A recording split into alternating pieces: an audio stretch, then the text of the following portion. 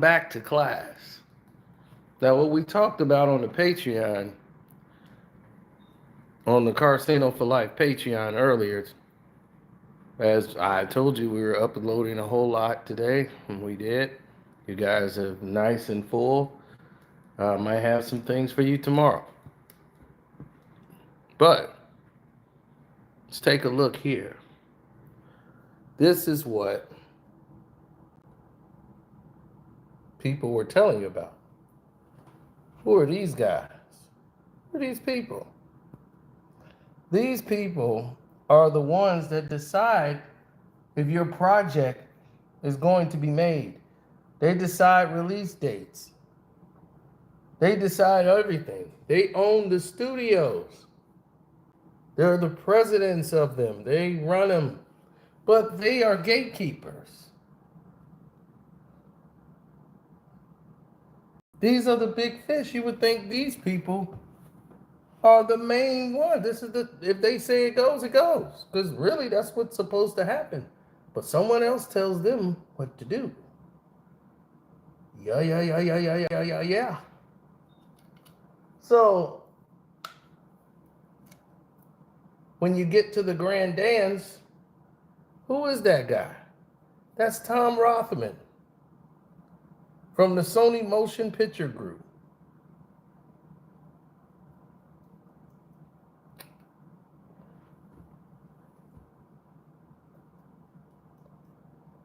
Not all these people make a bunch of billion-dollar films, but they do substantial work.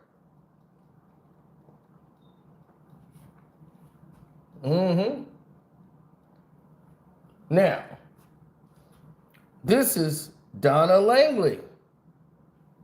And what did Donna Langley do? She's from Universal Film Entertainment Group.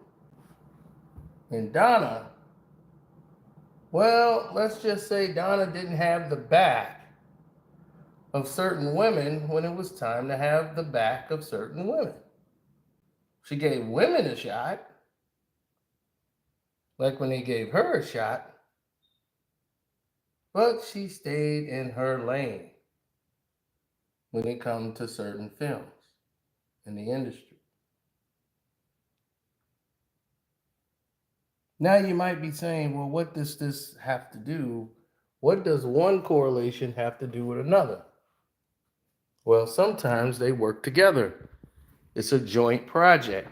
You ever see a movie come on and you see all these little introductions or these film company headers that pop up before a film? And you're like, how many studios it took to make this film? It's a whole bunch of them. It'd be like some of them like 10 different studios, 10 different ways money was coming in to help produce something in this film. So points are being divvied out. This company's getting a few points. This one's getting a few points.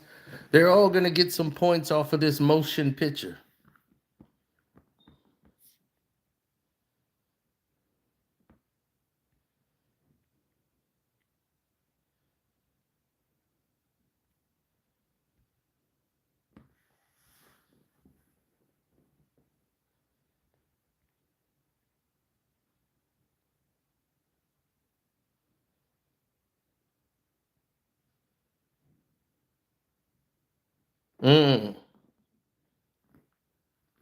Yes, but it don't stop there.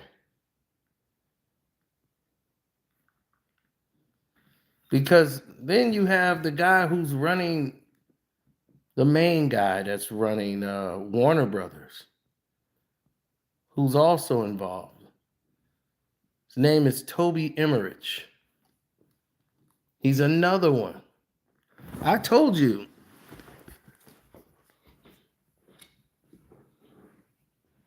Nobody likes to hear from these people, but these are the people you need to hear from. These are the guys. All you people love to post up Steve Harvey, Oprah, Kevin Hart, and all these people and hold them up there. They're gatekeepers for these guys.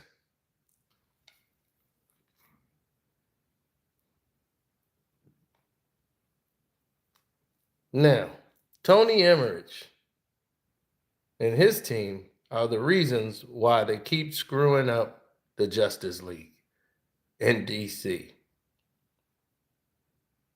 Boy, if I tell you all the stuff he's done, I want to choke him just for screwing up the early versions of Superman. But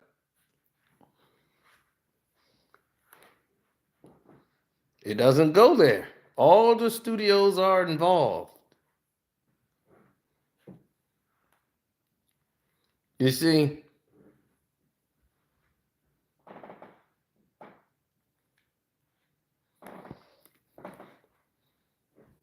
who else is at this powerful meeting?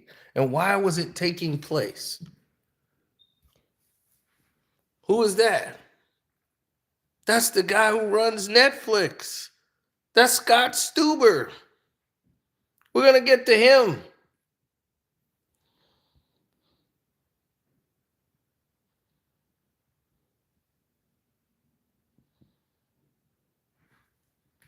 Then we got Paramount Pictures. Gino Pullopus, the Greek guy who's in charge of Paramount. Now, we're going to get to him.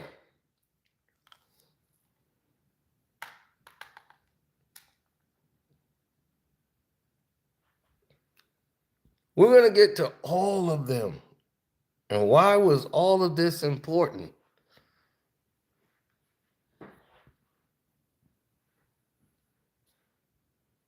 Because it's not as easy as you think.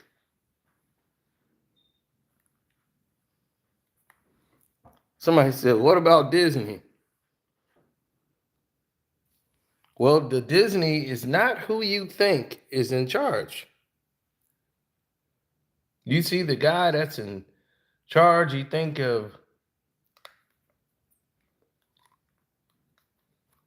the guy who's CEO. Nope. Alan Horn runs Walt Disney Studios. Well, at least at the time, Alan Horn is still the man. And then you have Jennifer Salke from Amazon Studios. She make all the Amazon pictures.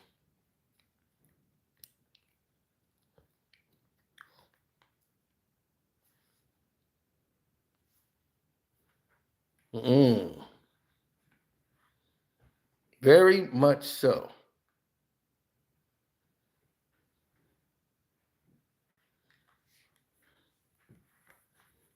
Now, you might be saying, why are these people meeting up?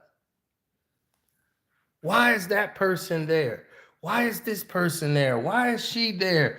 Why is all the execs in the studio having this discussion? Why are they all willing to sit down? What was going on at this time?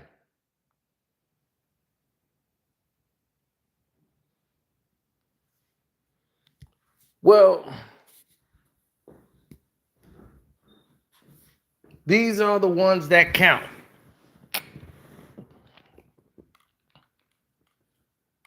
MGM is pretty much owned by these guys. So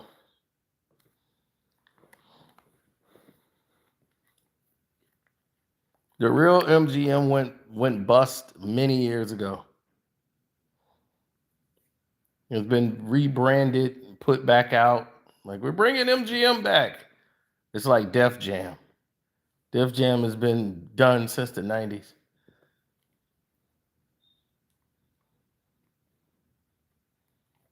Now,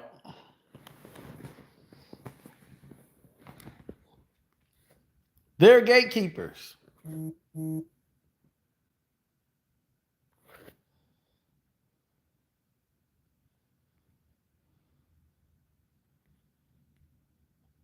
Every single one of them. Gatekeeper.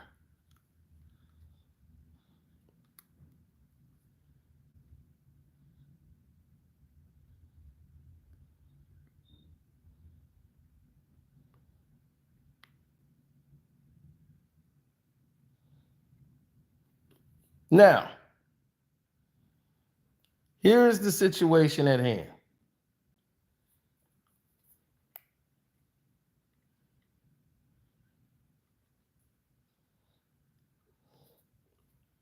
These people here, how many of you guys saw the film called Undercover Brother? You loved Undercover Brother, right? Undercover Brother made money.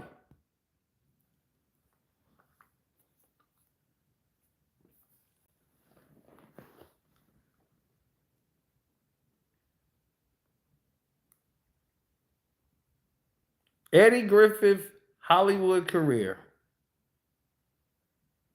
was getting ready to flourish.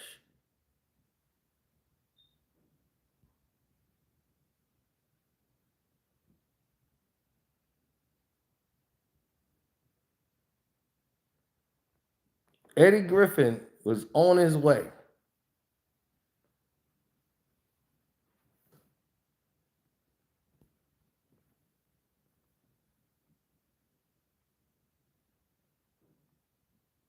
And he completely was banished. He had did a stand-up show, I want to say in Hollywood, California. And they would not allow him to be in a big budget movie as he was promised he was going to be in, and they were going to fund his projects that he had that was moving forward. Master P, who had his own studios, wanted to get a distribution deal like he had in his music career with his films, No Limit Films. These are the people that would not greenlight the project. Eddie Griffith was going to play Sammy Davis Jr. As he always done Sammy in his performances, they thought nobody was better for the Rat Pack movie than him playing Sammy Davis Jr., the story about the Rat Pack. But he wanted to do a story just on Sammy Davis Jr., and he says that story is more bigger to him than the Rat Pack. So Eddie is very unapologetically black. If you know what that means, you know what that means. His blackness is going to show up the moment he walks into a room. But Eddie is a very smart individual. He understands where the studio wants him to be, where he is, and how it's going to play out.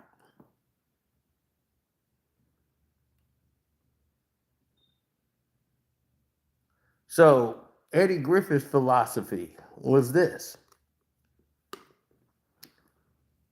you want me to be like that nigga and play the role and dance on the string. They wanted Eddie Griffith to play in a movie that Eddie Griffith didn't want to play in. And they was like, why would you turn this down? He said, why would I do that? Why would I need to put on a dress?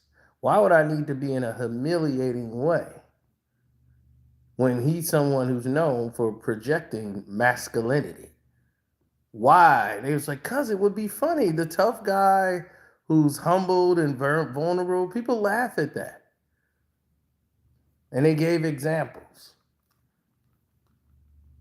And all the examples they gave were the examples of people in the hood and black culture they didn't look at no more respect. And he was like, he's like, look, the reason I'm up here, they selected me and said, all right, Eddie's our guy, Eddie Griffin. Now, if I go up there and I do this role, they ain't gonna accept me no more. And I get those people to accept me. These the people that look at me like an N-word anyway. I'm getting accepted by them, but I'm not accepted by my people no more. What have I actually done? When there's no need for that to even be in the movie. Don't make sense. I'm not Shanae, I'm not Shay nigga. I don't do any of that.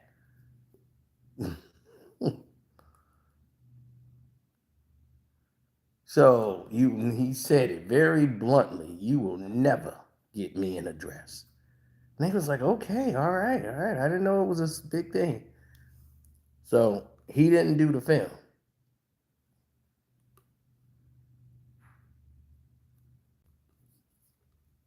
And they got somebody else to do it. The film didn't make any money.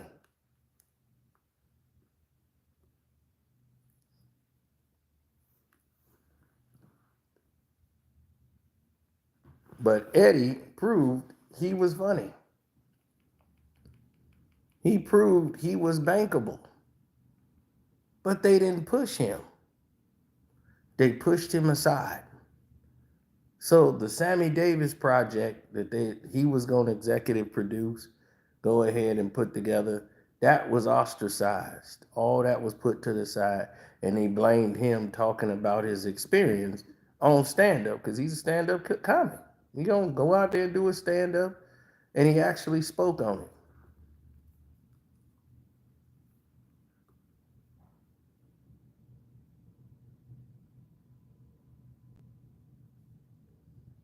Now, you would always get a fool tell you one thing, but experience tells you another.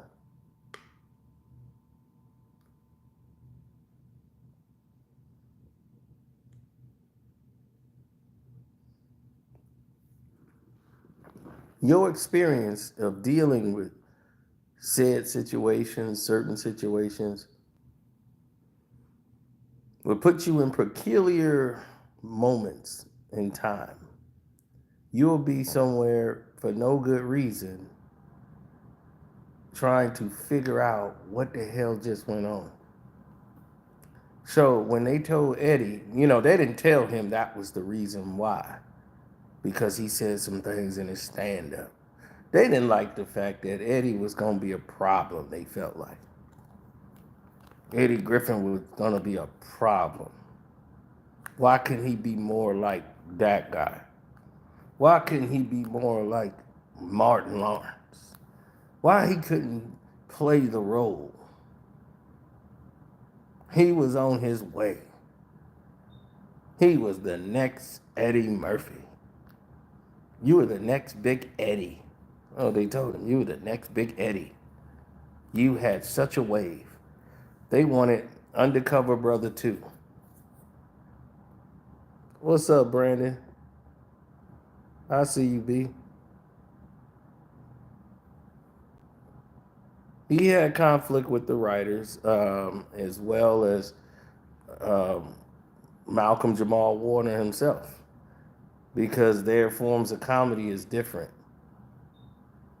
Malcolm is more of the suburban, both parents in the house, black family, as opposed to, you're dealing with somebody, two different sides of the story or the equation.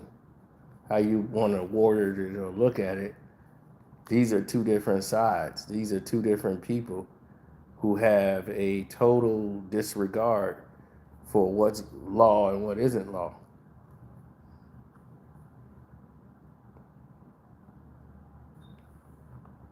Yeah. So when they start talking about Tyler Perry's a gatekeeper, he's hired pretty much. He's controlled. And he's controlled by other gatekeepers, the real gatekeepers. Tyler Perry makes minimal decisions. He just don't hire an actor. And I applaud what he's done for black people because he has given black people who he see that has talent a chance. And even though he does his roles that get him his money, I felt it was unfair for Cat Williams and Eddie Griffin to go in and try to expose Tyler Perry. Because they used to do that about him. Now, the thing is, yes, he does put on the dress and do all that stuff for the role he played, Medea and all that. But for every Medea, that's going to bring in the money so he can go make the other films that black people are having positions in there. The only thing that I don't like is that every black man seemed to be the bad guy in all of his films. And I was like, besides Daddy's Girl was the best movie he ever put together. That's normally been the MO. But they want us to focus on them because we recognize those people. While the people I just mentioned in the beginning of this video, those are the people making decisions, even though they have a handler. See, Bob Iger really controls Disney. He's the one that's going to make the final decisions on what's go and what's to not go. So while they told Eddie Griffin and turned him down in the studio when he went to the office, they came and green like one white guy and pushed him to the top.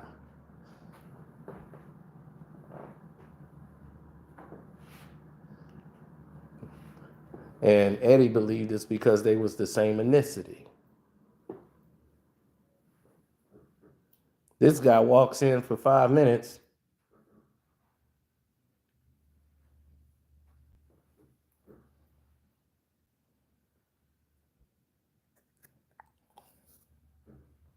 And they make him a star. And push his movies to the top. And just kept bankrolling him and giving him every budget in the world. And sucked up all his movies and said, well, Eddie, we just don't have the money to do it. Why? Because you gave the money to Seth Rogan. They gave the money to Seth Rogan, who was making basically Adam Sandler-like movies. And they were like, we're going to push this guy. So Eddie Griffin's projects was turned down. And Seth Rogen, who was a fan of him, Eddie Griffin came in and did what he had to do. So they were going to pair those two together and work together. But Eddie didn't want to do that after you didn't gave away his money.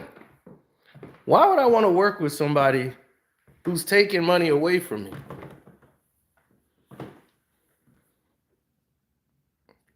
And he was a friend of Eddie. He's like, Eddie, what's going on? He saw him on the elevator. And Eddie Griffin told up, man, it's your people.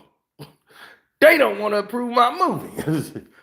So you never saw Undercover Brother 2. The studio actually made one just as an insult so that he couldn't go and do it independently. These are called the dirty games within the game.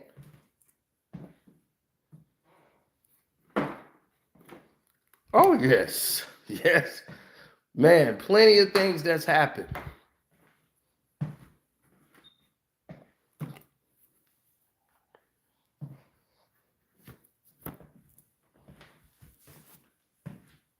It's terrible decisions made in Hollywood.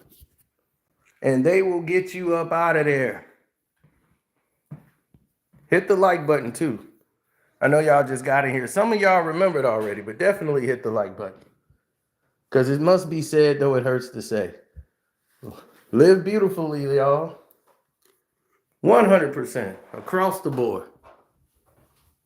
Always live beautifully.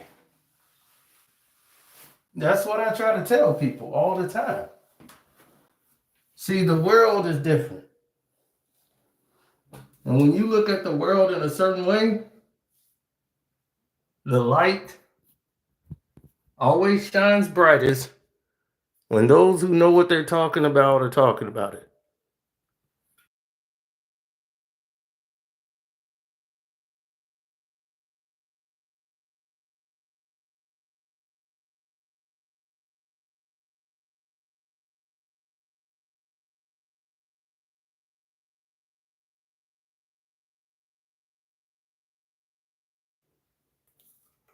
Oh no, there's plenty of opportunities.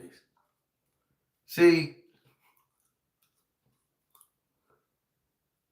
this is why you didn't get The Last Dragon Part 2. The Last Dragon, Samuel Jackson was playing Sho'nuff. And Barry Gordy owned the name. He owned the characters. And Barry Gordy was still alive. So that became the running joke.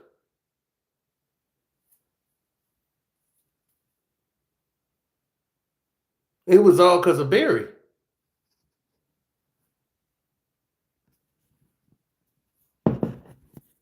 Absolutely. So if Barry Gordy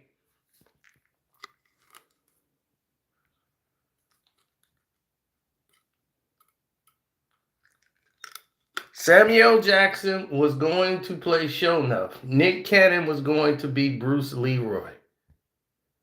The Last Dragon remake was going to go down in history.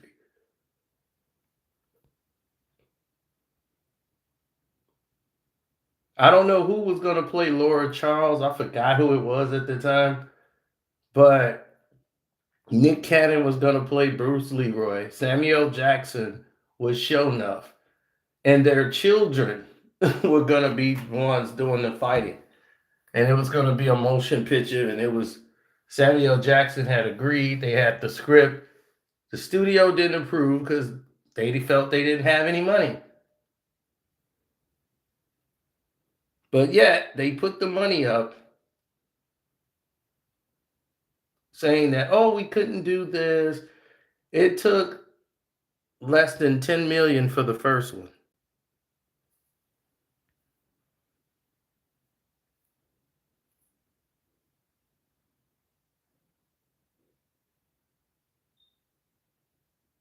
No, this wasn't Megan Good at the time. It was some other girl in the industry. I forgot who it was at this time, but the children of Leroy and the children of Sho'nuff was like having some bully in school. Like Sho'nuff kid was bullying Leroy's kid, but it was in reverse. Leroy's kid was bullying. It ended up becoming basically the script for Cobra Kai, where Daniel LaRusso's son was bullying Kenny, the black kid.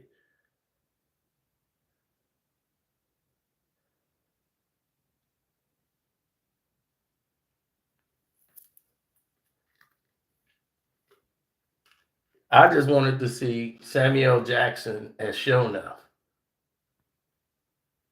No, it did not. It was a remake, but it was a sequel. It was like they hadn't seen each other in like 30 years, Sho'nuff and Leroy. And Bruce Leroy, Mac, who's still alive and was going to make a cameo in the movie, was asked about this situation. And they were like, oh, yeah, this is going to be epic. Because he was like, I was going to play the sensei, the original Bruce Leroy, whose name is Mac. He was going to play Bruce Leroy.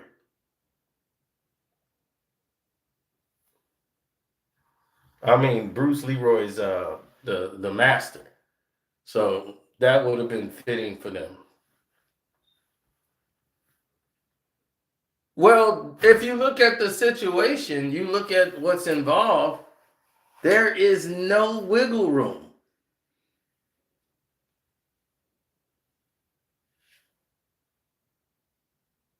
Yes, I know the guy that plays Sho'nuff, the original Sho'nuff, he's deceased.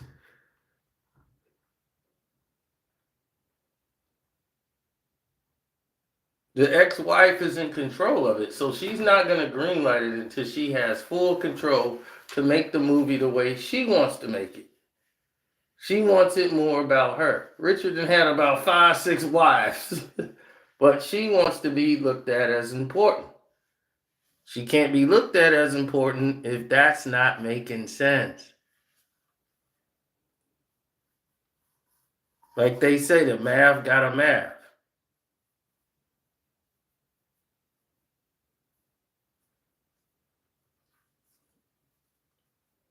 Yep, Julius carried the third.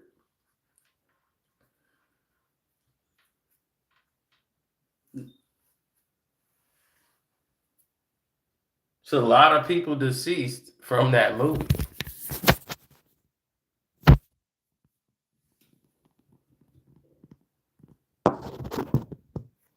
Richie. You remember Richie?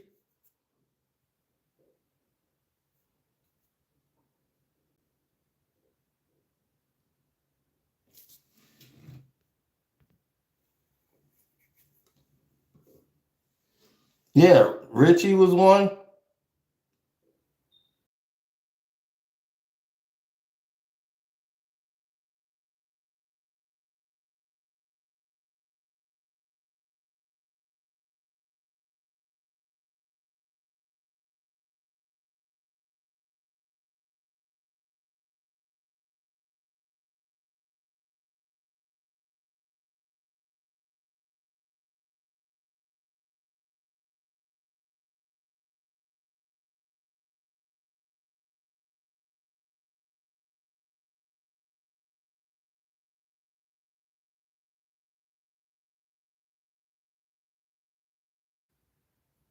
Yeah, Richie.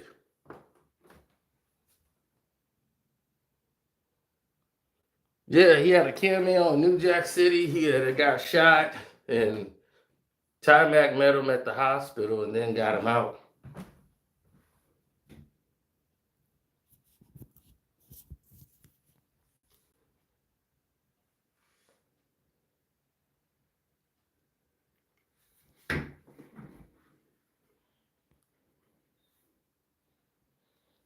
Well, I might give you a rundown tomorrow about who wins and who don't. But other than that, it's why certain people are stuck. Now, in a conundrum of what's going on in Hollywood, Black Hollywood was pushed out.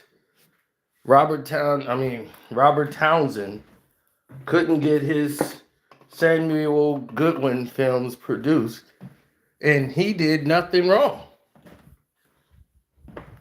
5 Heartbeat success. Oh, that should have won an Oscar. They don't give Oscars to black films back then.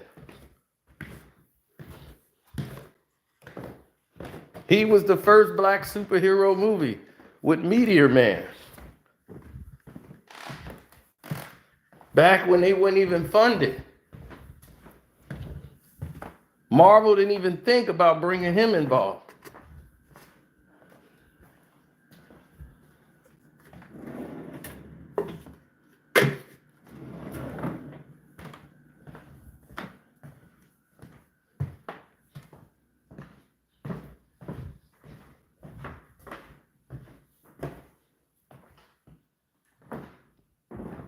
Now, you might ask yourself, what are these other dirty tricks they've been playing?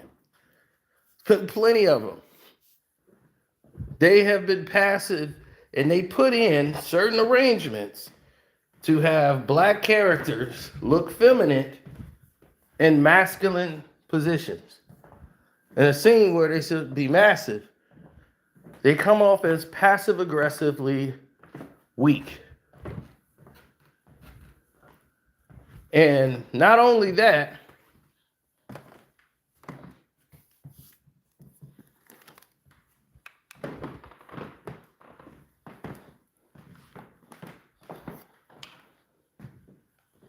you look at what they did to Cosby when he tried to get NBC.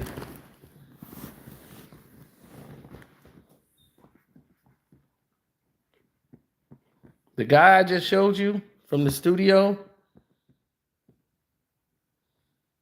that's in charge at Paramount, who's the biggest star in the world, who was making them all their money? It was Eddie Murphy. Eddie Murphy had made Paramount a giant in the game, a black man. They had a bunch of white men who they tried to make superstars by pairing them with Eddie Murphy. Nick Nolte, great actor, but he's not going to break the box office.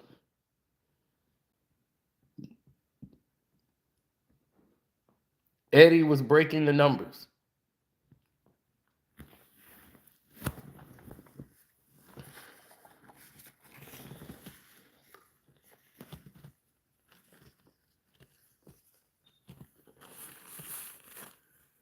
So now,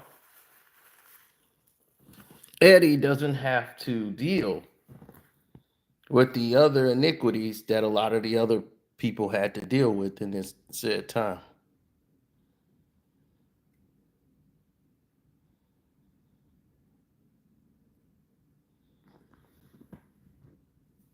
Yes.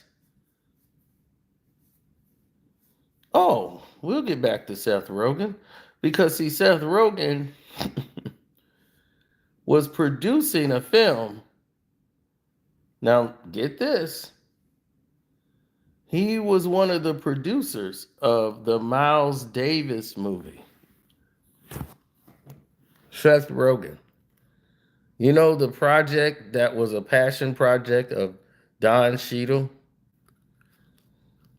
Seth Rogan was one of the people that financed it and got behind the movie.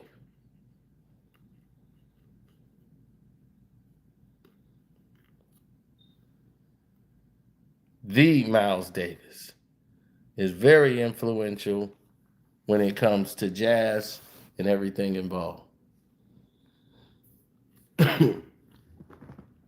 And we're going to tie all these things together. Eddie Murphy was told when he had never done anything different from every character he's ever played, he's never really played a romantic lead until the movie Boomerang.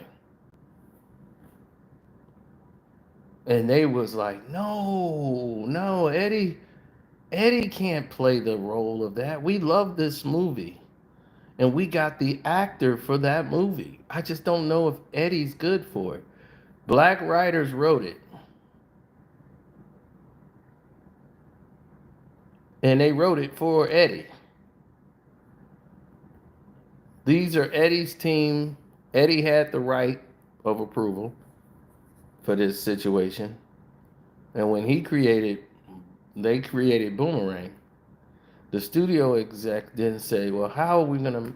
Eddie Murphy, a romantic lead? I just don't see that working.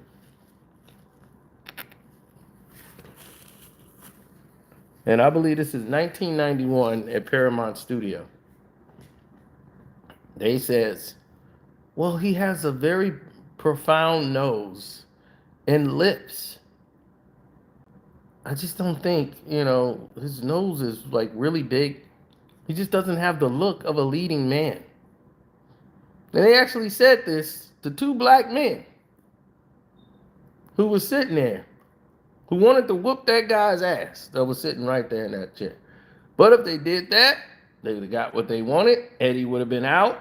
They'd have brought a white guy in there to write this thing different and put a white guy in there as the leading guy, and that's it.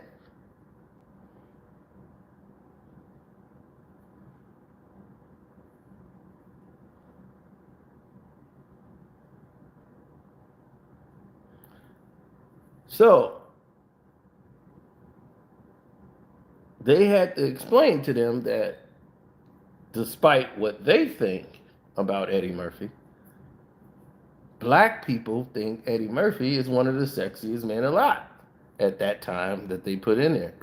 So they showed them the Ebony Jet magazines. He said, obvious you don't see, probably haven't seen the polls in black magazines and black this. And he said, even white women think Eddie Murphy is one of the most attractive men in Hollywood. So they got with the best stylists in the world. And they got with the best stylists in the world. Hit the like button too, good people, because they're playing games right now. They're playing games right now. So make sure you hit the like button.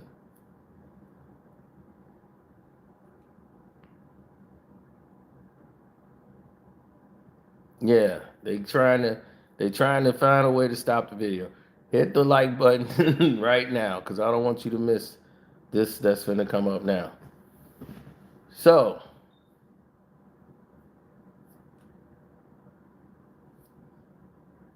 yes.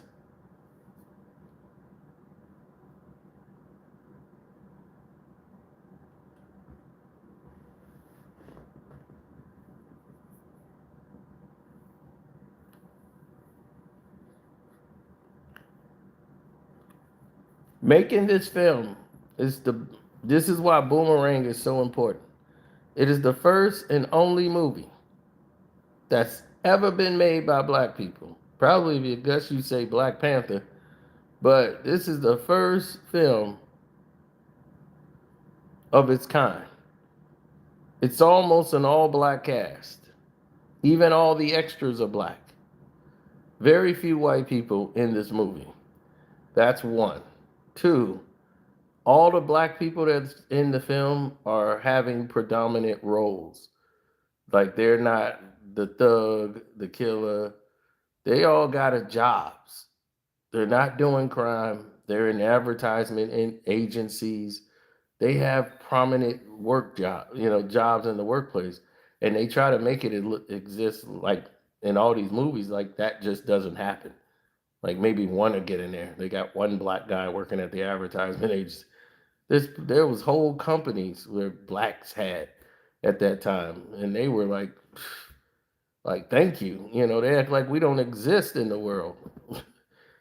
In every movie, it's like the people walking around. You see New York in the movie, and it's just all white people walking around. Like that's not New York. Like where are they at? They must be in a certain part of Manhattan only. No, and the whole background, all the extras, just white people all walking around. That's New York. No, it's not. New York got more Dominicans. They're a big gumbo pot full of everybody. But they don't want to portray that in the movie.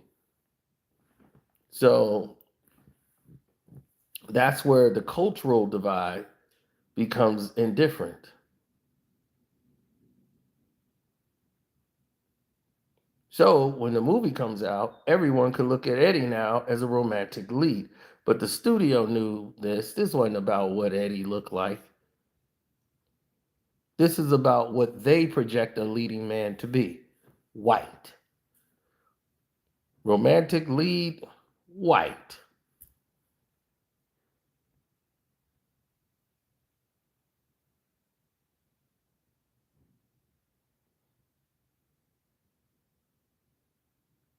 Then that opened the door. Once Boomerang came out, that opened the door. And now that that door was open, now blacks and romantic leads was acceptable. Before that, you had Wesley Snipes and Jungle Fever. That was it. So uh, after that opened the door for the Denzel Washingtons to come through.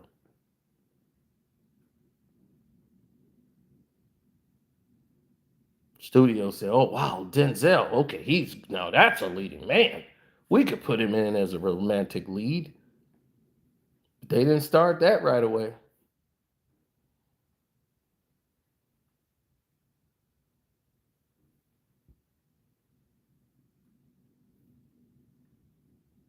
Now let's get back to Seth Rogen. So Eddie Griffith tells him on the elevator, and it scared Seth Rogen. He was laying, I don't know. That scared me how abruptly he just did that on on the stage, in the elevator. That scared me, and I'm a big fan of his. I'm like, whoa, Eddie Griffith just stung on me. So when you start looking at what's going on here,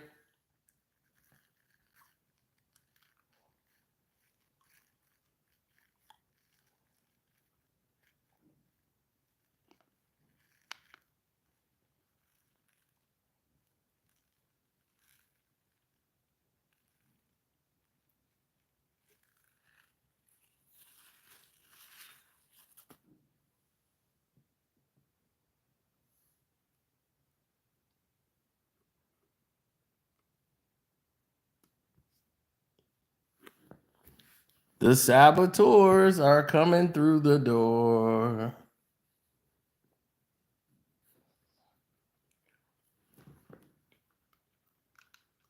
Hit the like button, good people. Hit the like button. As you can see, dirty games are being played. They're playing dirty games.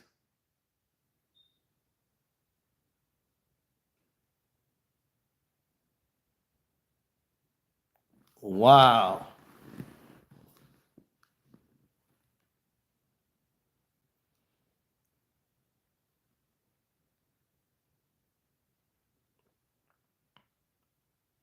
Well, we were talking about what was the last thing you heard me say? I'll do it that way. What was the last comment you heard me make?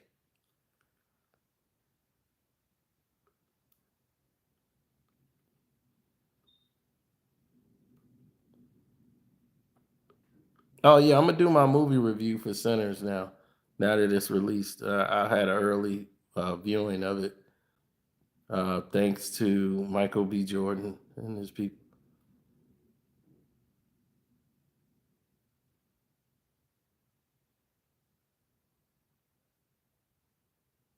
Oh, the elevator was the last thing you heard me say when he got on the elevator, and I showed you guys Edward Norton standing right next to Seth Rogen.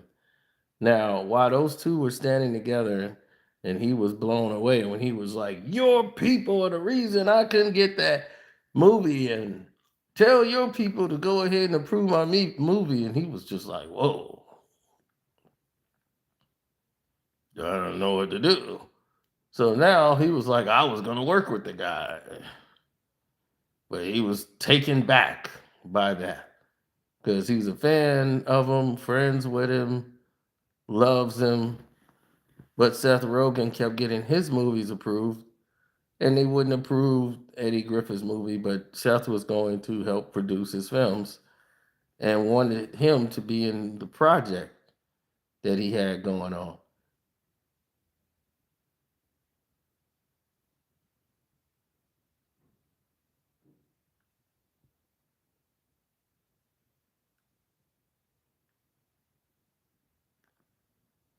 So he ends up working with Don Cheadle. Seth Rogen does.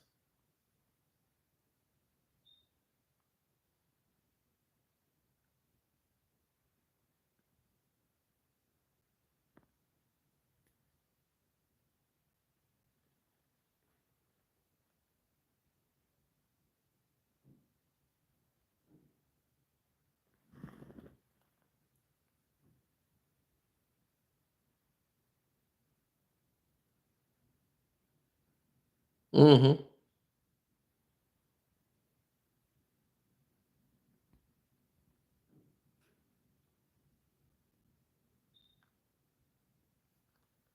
Don Cheadle wanted to make the movie of Miles Davis and play Miles Davis, and he did.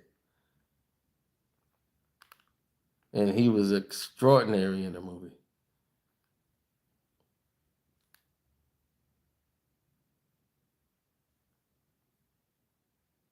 Edwin McGregor was in the movie.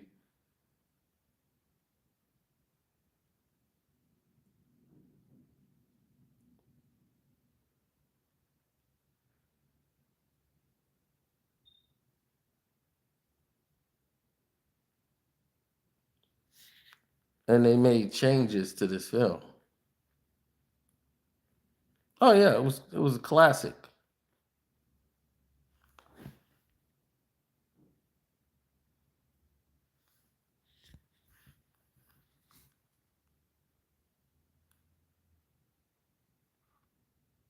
Called Miles Ahead.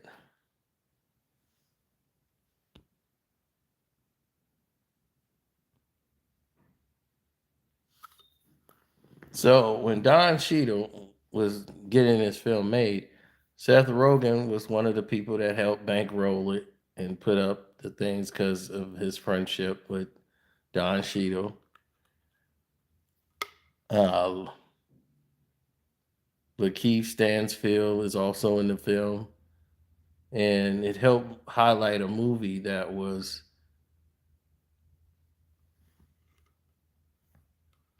what he felt was essential to make. Now,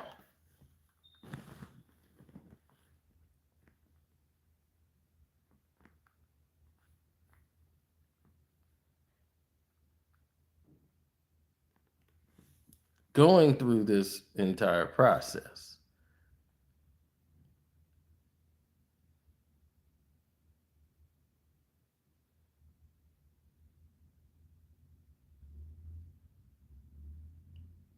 there was changes added directly to the script.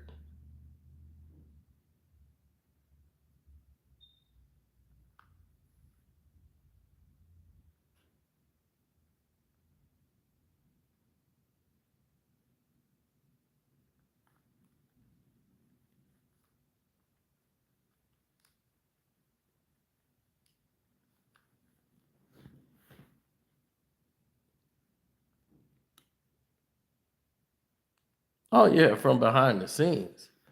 This guy Don Cheadle wrote it, and they had this guy named Steven Bagelman, a white guy.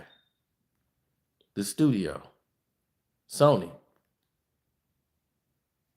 We just showed you the president of Sony earlier. Said, well, we like this Don. Don Cheadle did everything they've asked of him. The only thing he wanted to do was have this movie. Small movie, small budget, did not take a lot of money, wasn't going to break the bank. He wanted to make this project.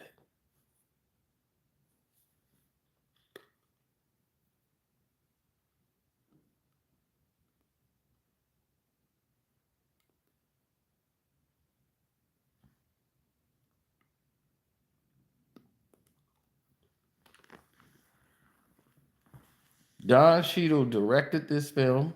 He had to fight for that. He wrote, directed, and they brought in a guy to help him with the writing.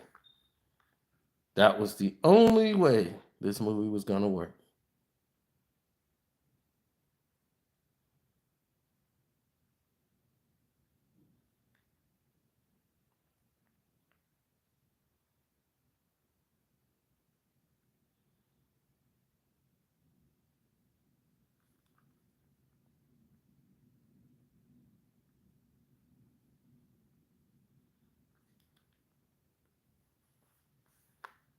Oh, it's called Ewan McGregor. My fault. I forgot. He's in another country. That's Ewan McGregor. Now,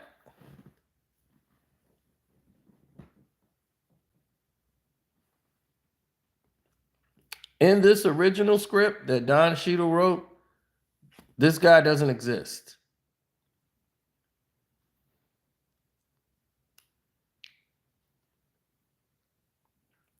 In the original script, that white guy that Ewan McGregor's playing, he doesn't exist.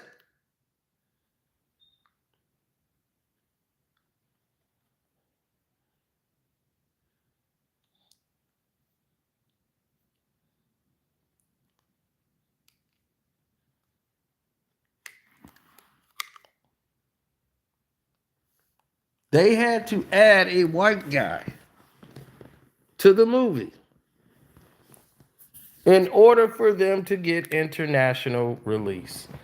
When Miles Davis is played internationally, he's international, known as one of the best jazz musicians in the entire universe. Many years after his death, they had to put a white European character, international character, in the film. Obi-Wan Kenobi had to get in here and play the role so that they can get releases overseas.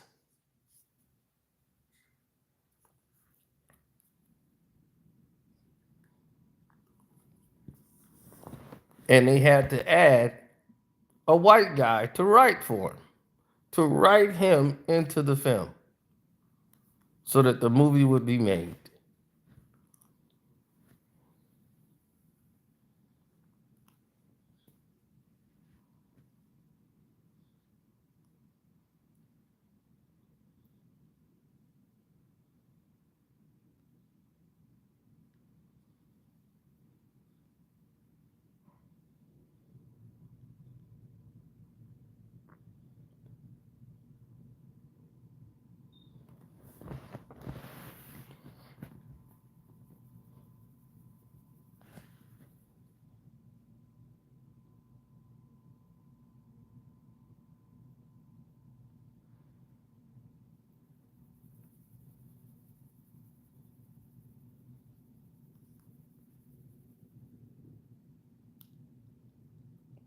Well, Paramount Studios, who I just showed you before, now it's 2025. It's not 1992 no more. They know black people exist.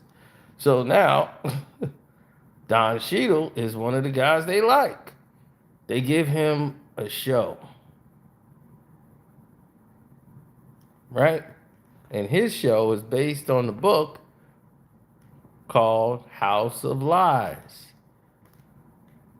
Marty Kahn, the black consultant who's talking about what it's like for a black man in the consulting world, based on the realization, and one of the best series ever. If you ever get to watch it, go on Paramount Plus and watch it. In case you didn't know, Paramount bought out Showtime.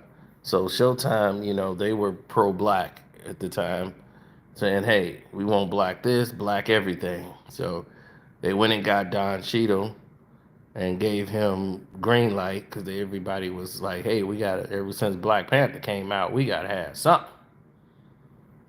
Black is in now. Black Panther's out. So it's cool to be black. We need them black dollars. Look what's happening with Stars and that Power and that 50 Cent. They got all the black people over there. We need to get black people over here.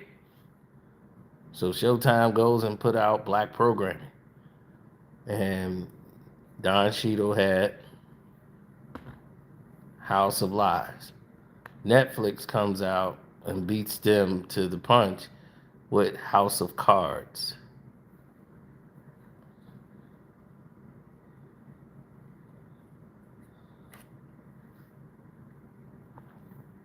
Just a coincidence, two houses out at the same time.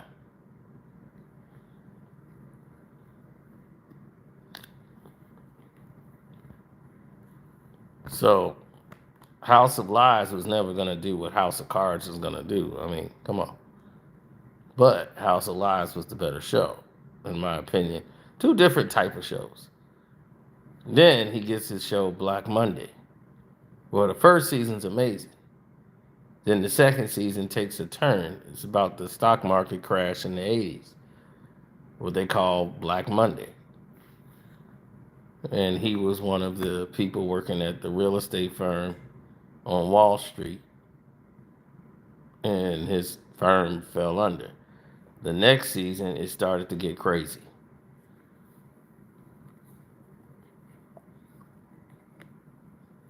Falling into lines of a lot of homosexuality included into the program. And because of that, it literally hurt the show.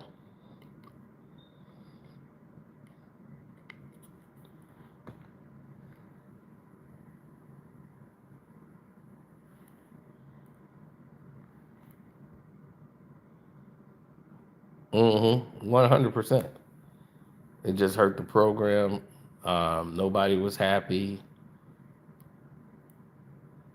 People were angry,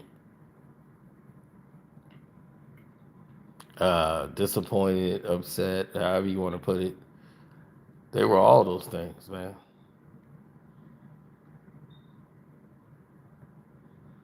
So when I look at like situations, that's what I think about.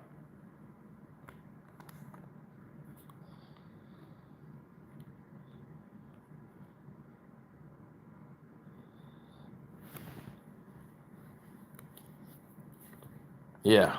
The gatekeepers, that's what they do. Like the gatekeepers are there to do just that.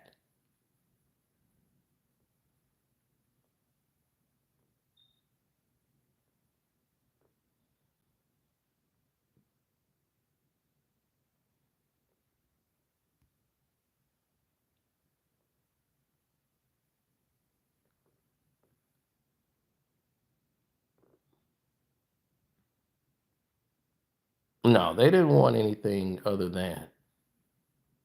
Uh-uh.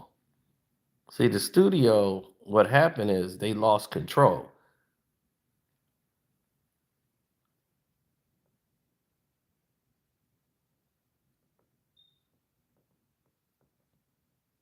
And my apologies. Seth Rogan, that's who he worked with Black Monday. That's what they did together. They didn't do the Miles Ahead movie together. They did Black Monday together.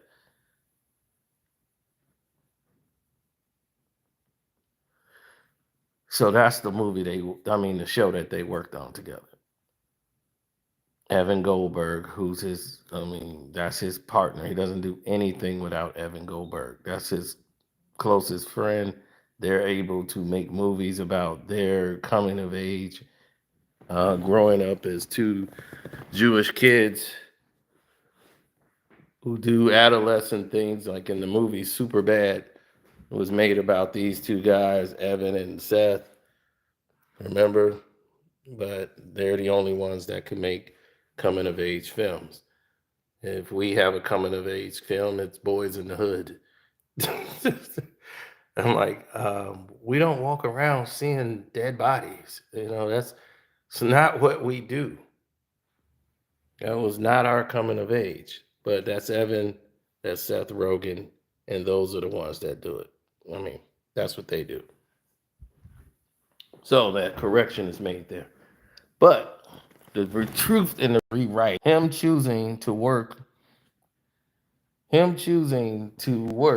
Rogan choosing to work with Don Cheadle and not Eddie Griffin,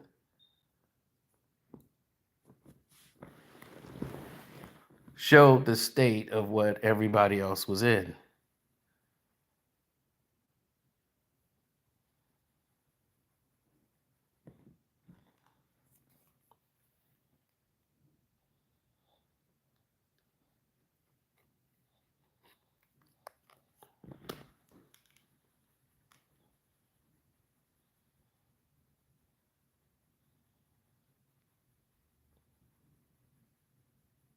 Seth Rogen was an actor in Hollywood, basically based on his connections with the producers that he knew that came up and was just producing comedies. And because these people were his friends, they were putting him in movies. And he had bit roles.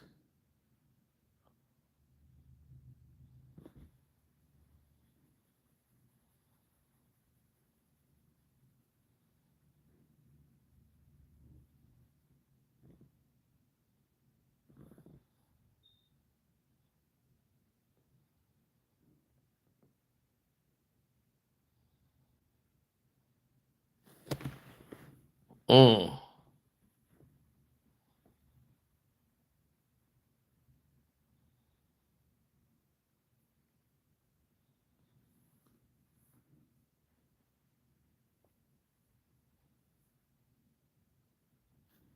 Yeah, Black Monday got out of control because black people started looking at it like this is out of control.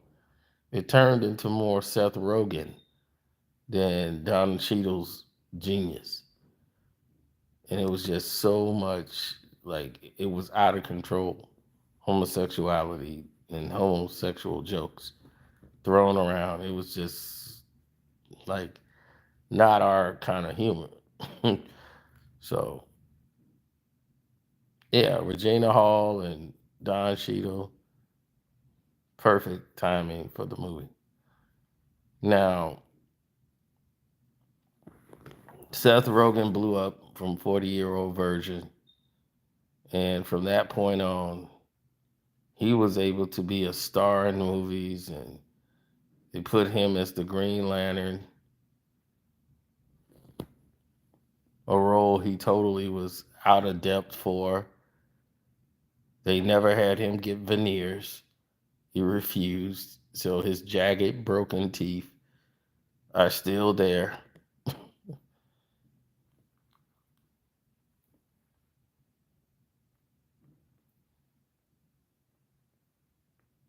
And I bring all of this up about these gatekeepers in Hollywood because these guys are the ones that these studio heads are looked at as the people that run everything, which they do, but they never say anything.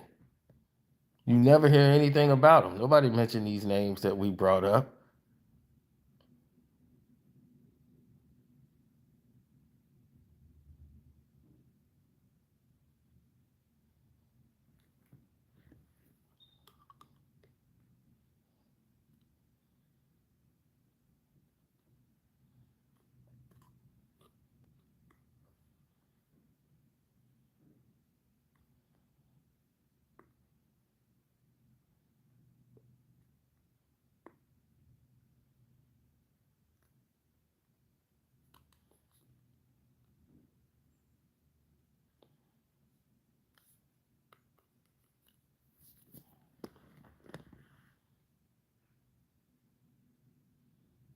Mm,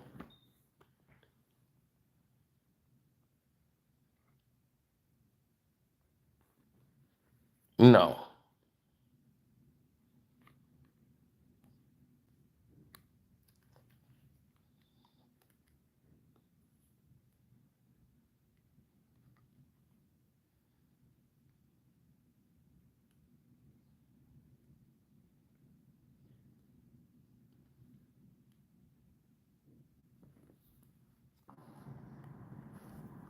Okay.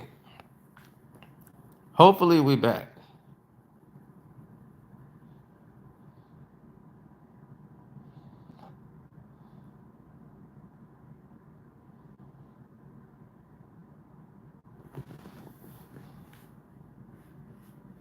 Mm.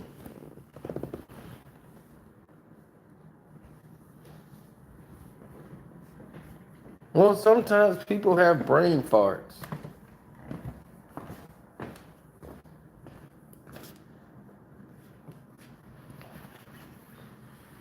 Oh, it always backfire on them because when you lose what they call the urban dollar, you put yourself at great risk because you keep thinking that Oh well, we just have to worry about making things that we care about, right? It don't work that way. Oh, Outlaw must have woke up.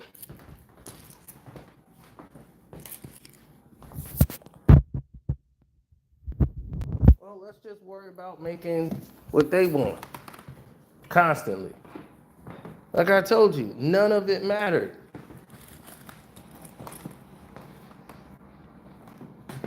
right? None of it mattered. So the whole situation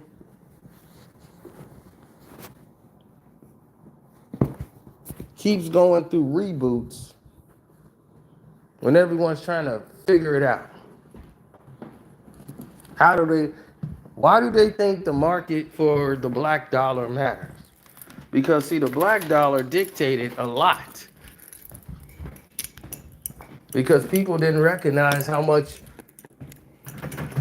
the recesses or resources, I'm sorry, I said recess, but resources are.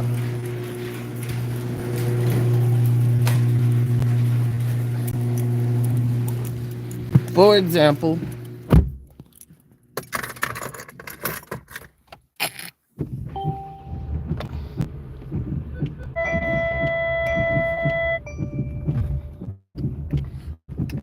people took it for granted.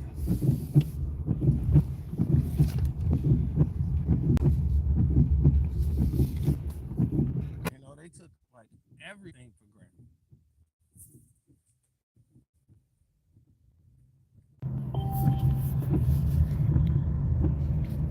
All right, we are back.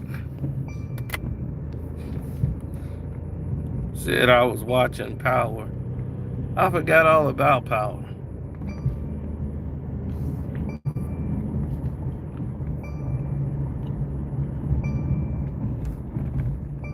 But no, you see, all of their power and control of the studios have caused them to lose their grip and control on reality. The reason why all those people are sitting at the table and they all in conjunction is because they know it's a firestorm. Everything is going to streaming and apps. Nobody want to see controlled programming anymore. They want to control their own programming. They want to go click on something and watch it when they want to watch it. They don't want you to say, well, at 6 o'clock, it's going to be this show. Then at 7 p.m., we're bringing this on. Then at the 9 o'clock, it's going to be this.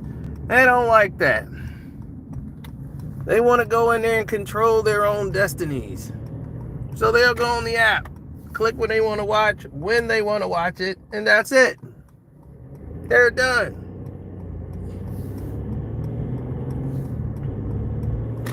Now, there's so many different things going on as far as development. There's so many things going on as far as service, quality.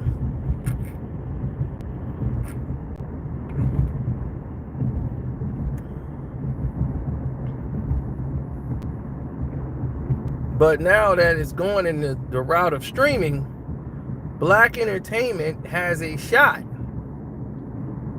Where the major studios, and you need these big heads to make these decisions, you don't really need them no more.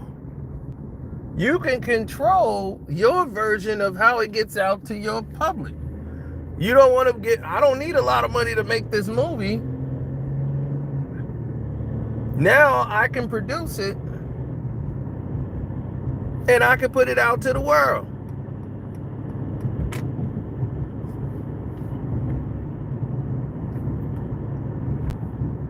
And all these controllers on the set.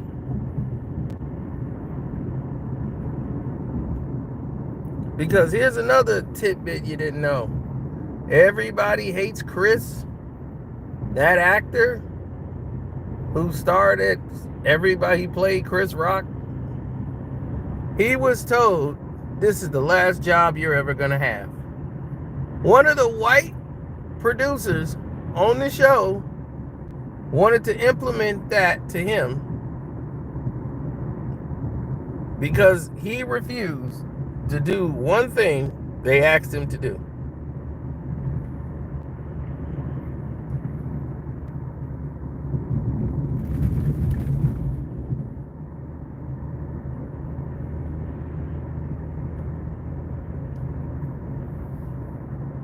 And they told him he would never work. This is the only thing he could do. He's not talented.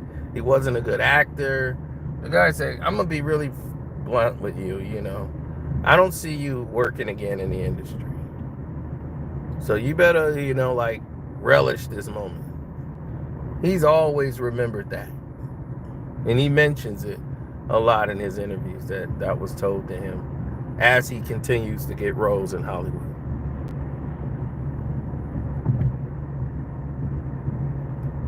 So there's a lot that goes on in this industry y'all don't know anything about. That's why they kept sabotaging his live stream.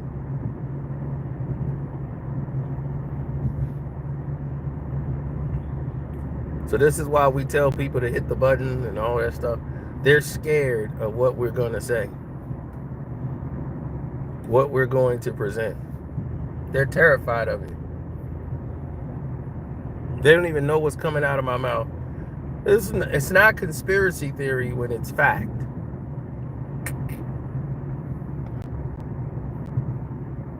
It's conspiracy theory like there's a room in the back with red carpets and it's a horn head and they gotta bow down and drink the blood and you know, I'm not doing that.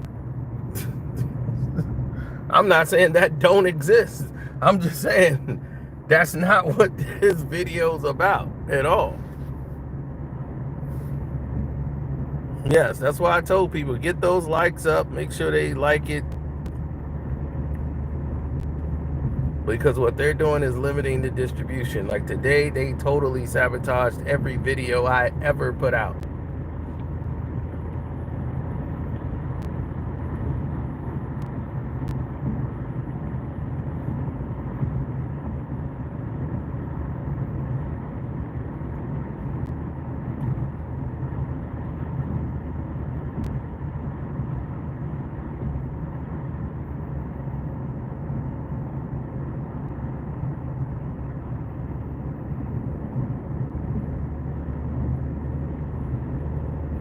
Yeah, it was some episode they wanted him to do something and he's like, I'm not gonna do that. And it wasn't in the script. Then he talked to his manager and the person that represented him, and he didn't have to do that. They talked to a producer and they took it out of the script, and the guy was upset and basically told him like, well, you should be, you know, very thankful you're in this position, because I'm going to be honest with you, you're not that talented.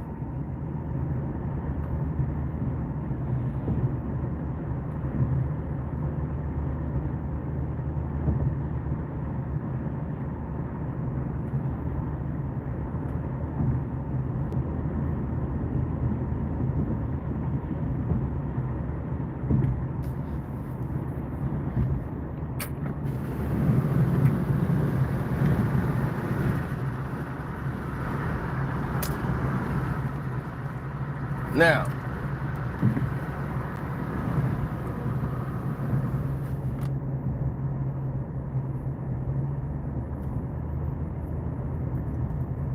if people decide they could break you, they would.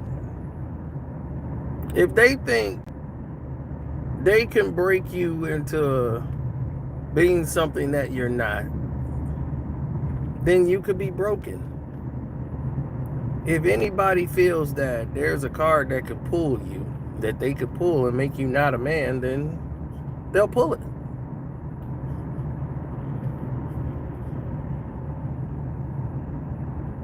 Now, Fox Studios, who you didn't see their representatives up there, because they are out of business. They're out of the movie business. So because they're out of the movie business, you have an individual that's going to dictate their concerns to you. They're going to tell you how they feel at all times. That's kind of a problem, because the dynamics are never going to switch. They're never going to change. You ever notice why we don't have over 200 likes right now? They're controlling what's being distributed and how it's being distributed to the public.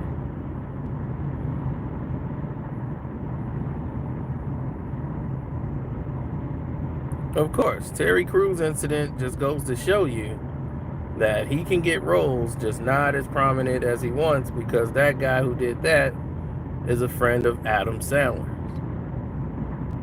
And the fact that that guy apologized to him for what he did, Terry Crews used that as an example and exploited that man. Now that guy still has his position, and Terry Crews is basically ostracized. He was cut out of the movie Expendables, and that's probably the best thing that ever happened for him. He was replaced with 50 Cent.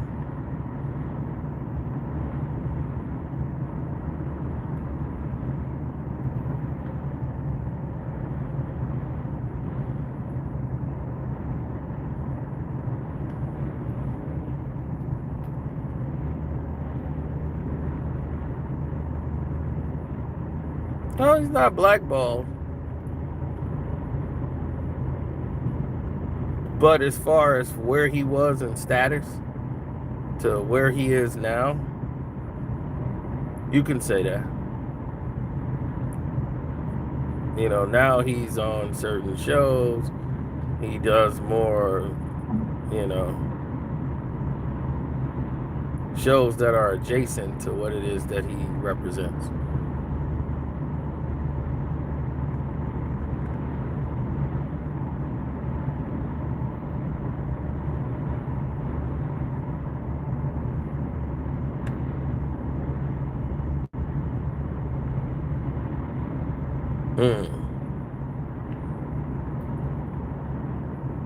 Yes, if you're new here, hit the like button. I can't even see no one comments but Outlaws. They have totally screwed this up on this phone.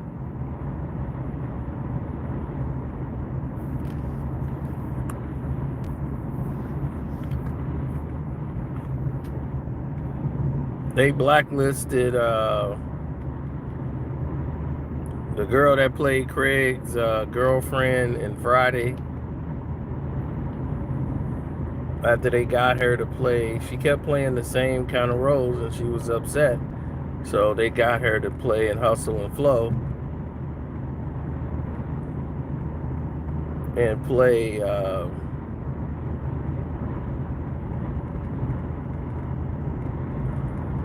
right. They got her to play another hoe, but she was like, I don't want to play that. And they got Taraji to convince her to play the hoe.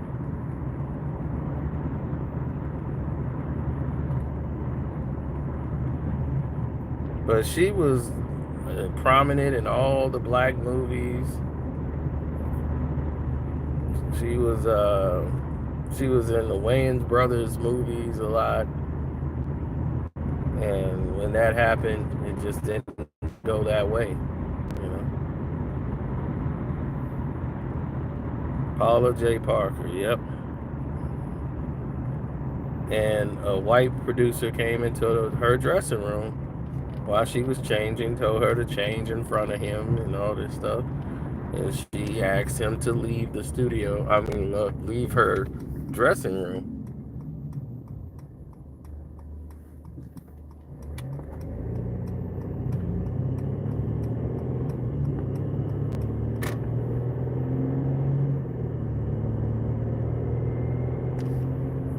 He asked her to leave her dressing room.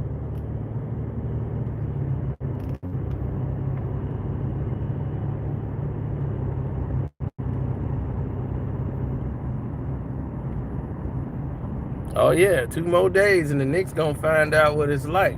They gonna find out what that dog pound like. I heard Colin Cowherd talk that nonsense, saying we gonna get out of the Knicks gonna get rid of us quick because we just get ejected.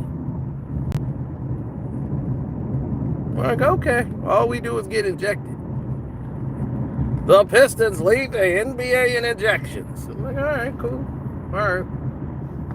We're going to do a whole breakdown tomorrow, get it all ready, because you know I'm going live for that game.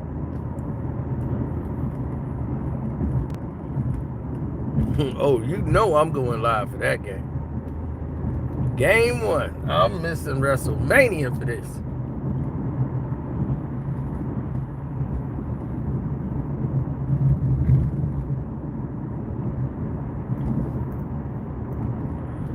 Yeah, she didn't want to get down. So they pretty much blackballed her out of there, told her she was crazy, she didn't know what she was doing.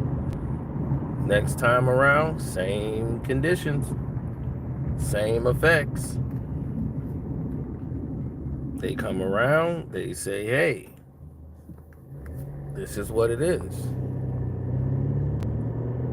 And they go, what? They go, yeah, this is exactly what it is. They didn't understand it.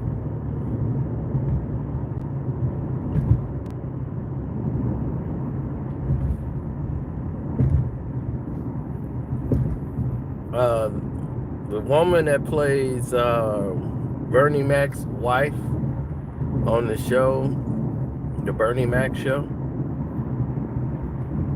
Yeah, it was guys in Hollywood that tried to get up with her.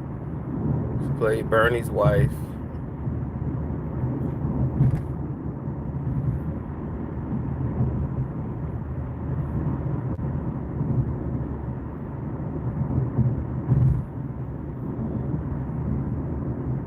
Yeah, they came on to her and tried to see would she, go and do something extra. Yeah, they tried to casting couch her, like this stuff is rampant, like especially in the 80s and 90s. 80s and 90s, I mean, this was the business. Now it's done in a different way. It's so much technology, it's too much, it's not even worth it no more.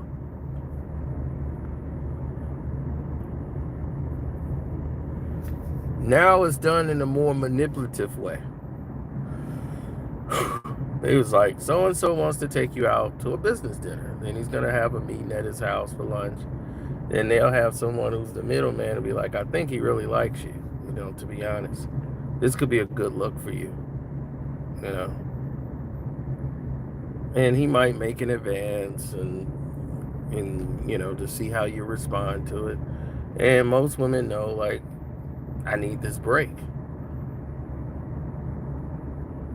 And they might go that extra route.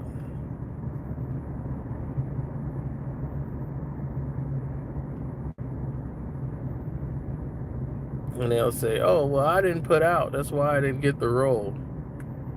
Well, that might be the case.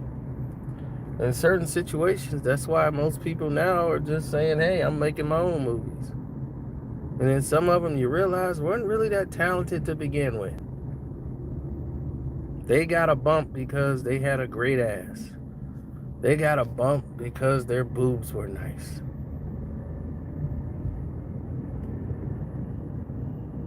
They got a bump because someone thought they were handsome.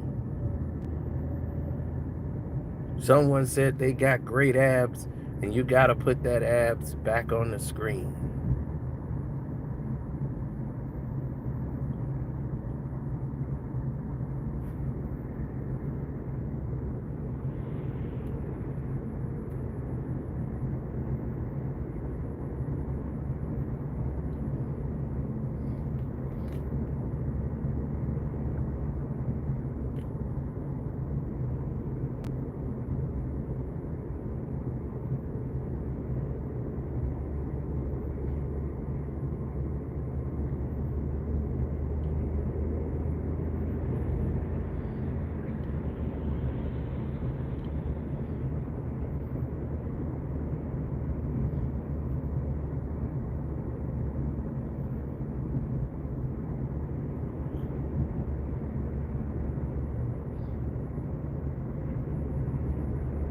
It's a lot of manipulative packages that they go and get these people. Most of them have very limited acting experience. And they get put in the roles.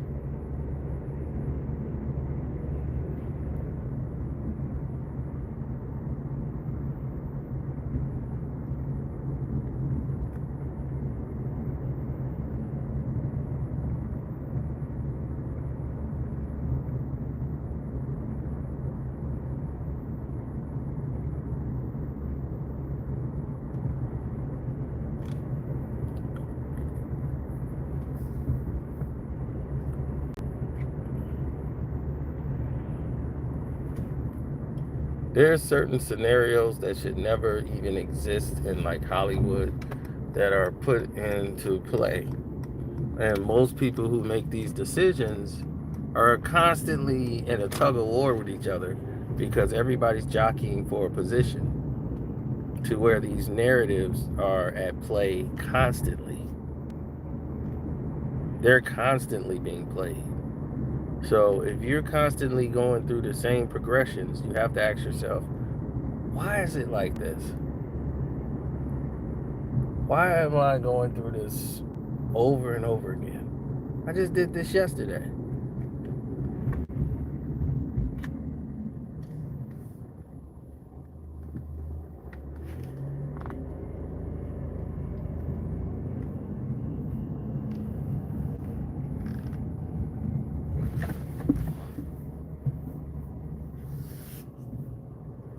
Like I always say, it's about who you like, right?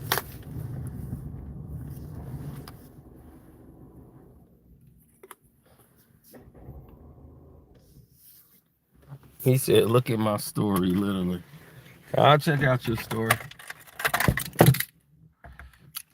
But I got a text message in the middle of this, so I gotta see what that's about. So don't forget to go to my Patreon, Carcino for Life, and get up out of here.